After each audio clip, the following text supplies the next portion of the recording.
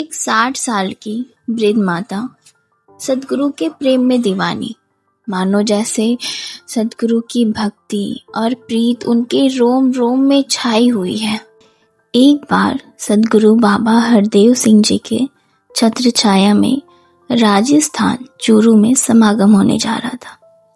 जैसे ही इस बात की खबर पहुंची, उन्होंने अपने पति को 100 का नोट देते हुए कहा कि मेरी आपसे प्रार्थना है, आप सब्जी मंडी से 2 किलो मीठे मीठे बेर लेके आना। मुझे सद्गुरु बाबा हरदेव सिंह जी को भेंट करना है। पति ने कहा कि चूरू तो यहाँ से बहुत दूर है और तुम ज़्यादा चल नहीं सकती, तुम्हारे शरीर में तो ताकत नहीं है, और मान लो वहाँ तक अगर पहुँच भी गई तो इतनी संख्या के बीच में सद्गुरु बाबा हरदेव सिंह जी, तुम बुढ़िया को पहचानेंगी कैसे? उस 60 साल की वृद्ध माता को इतना भरोसा, उन्होंने कहा कि मेरे सद्गुरु तो बहुत दयालु हैं, मुझ दासी को पहचानेंगे भी और गले भी लगाएंगे। लाखों की संख्या में मुझे पहचानेंगे कैसे नहीं? अब जब वो सत्संग स्थल पर पहुंची तो उनको ध्यान आया कि मैं तो बेर लेकर आ गई, लेकिन कोई थाली या कोई प्लेट लाना तो भूल ही गई। अब मैं सद्गुरु के आगे कैसे भेंट करूंगी? शोभा यात्रा आ रही थी। शोभा यात्रा में ये भी शामिल होके उधर ही चल पड़ी। अब सोचा कि कोई जान पहचान का तो नहीं है, लेकिन किसी से मदद मांग लेते हैं, और बहुत हिम्मत करके एक घर का दरवाज़ा खटखटाया।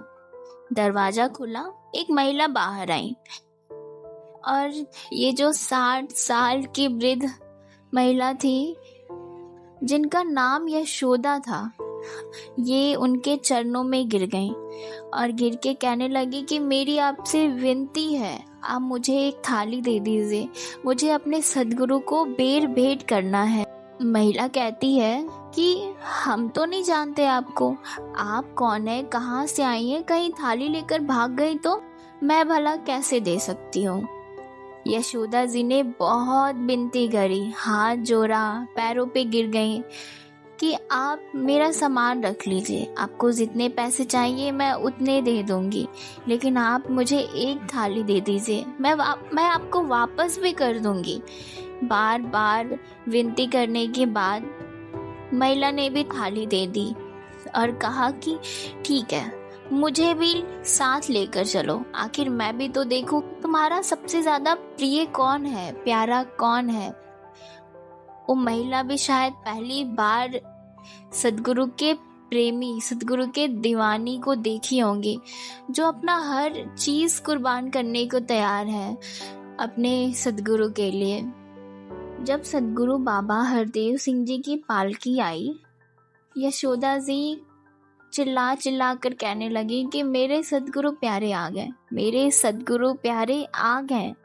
एक 60 साल की बुजुर्ग महिला जो ज़्यादा चल नहीं सकती हैं, जिनके शरीर में ज़्यादा ताकत नहीं है, लेकिन अचानक से उनको इतनी शक्ति मिल गई कि हजारों लाखों की संख्या में शोभा यात्रा की भीड़ में घुस गईं।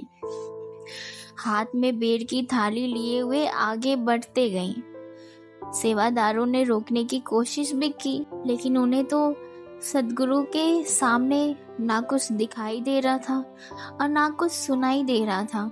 हाथों में बस थाली लिए हुए आगे बढ़ते गईं, और जैसे ही पालकी के पास पहुंचे, आंखों में आंसू लिए रो रो कर कह रही थी कि बाबा जी, आप जी बेर परवान कर लो, पर थाली मुझे वापस कर देना, मेरी नहीं है, किसी बहन से मांग कर लाई हूँ, आप जी बेर खा लेना बाबा जी।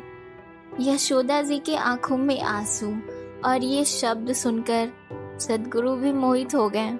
बाबा जी ने थाली अपने हाथ में ली और उस राज माता जी को और माता सविंदर जी को भी बेर खिलाई। बाबा जी बेर उठाते, खाते और यशोदा जी को देखते हैं। फिर बेर खाते और यशोदा जी को देखते।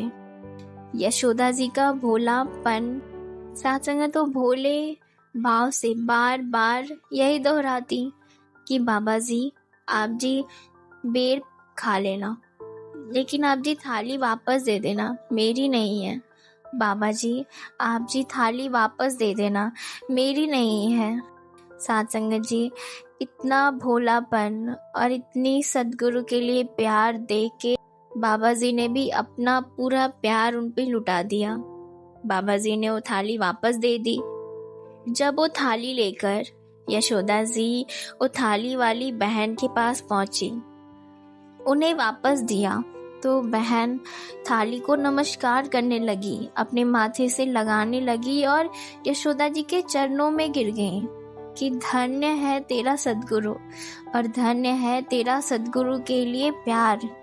इतनी भीड़ में भी उसने तुझे गले लगा लिया, इतनी भीड़ होने के बाद भी तुमने अपनी भेंट सद्गुरु को दे दी, परवान करवा ली। ये तो कोई सद्गुरु प्रेमी ही कर सकता है, जिसे ना भीड़ दिखाई दे, जिसे अपने सद्गुरु के सिवा मानो कुछ दिखाई ना दे, कुछ सुनाई ना दे। बस वो सोचे भी तो सद्गुरु, देखे भी तो सद्गुरु और सुने भी तो सद्गुरु। समय के रहबर आज भी दुनिया में प्रेमा भक्ति ही बांट रहे हैं। आज भी हजारों लाखों इंसान निरंकार प्रभु परमात्मा को पाकर अंग संग देखते हुए प्रेमा भक्ति का आनंद ले रहे हैं। और किसी शायर ने कहा है ना कि हकीकत बन के मेरा प्यार मेरे सामने आया है, हकीकत बन के मेरा प्यार मेरे सामने आया है। बड़ी सोच में हूँ कि दीदार करूं या प्यार करूं। धन्यवाद जी।